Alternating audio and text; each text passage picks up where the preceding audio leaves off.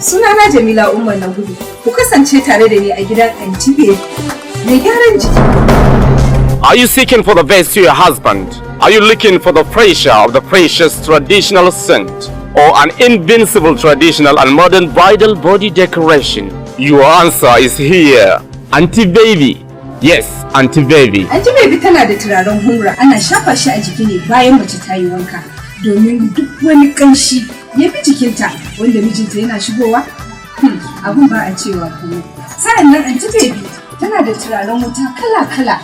Akwai na zuguno, akwai na jiki, akwai na kaya. The base in giving you qualitative traditional scent, base body cosmetics to shine your skin naturally.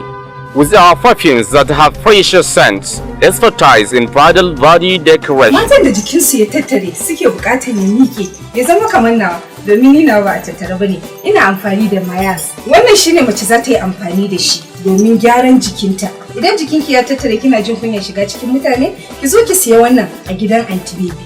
Kin gan shi dan kadan to sai aiki. Ba wai zallan sabulu bane a ciki. Ki kasance tare da Aunty Baby. Za ki ji amfani shi. You can win the heart of your life partner.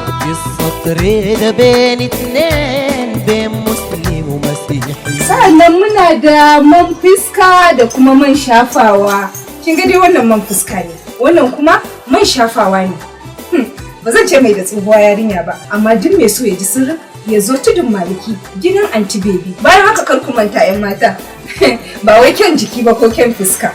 A tabbatar ana da kyan komai da komai. Akwai maganin mata kala-kala a gidan Aunty Baby wanda idan kin siya abun ba a cewa komai. Sai dai ki ji mai gida yana cewa ga kujerar maka, ga mota na kawo miki.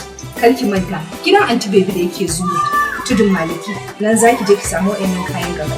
سريعة ما زجت روحنا وفاضت ريد وحنية اتبادلنا بالأحضان ودب هوا وغرام فيا.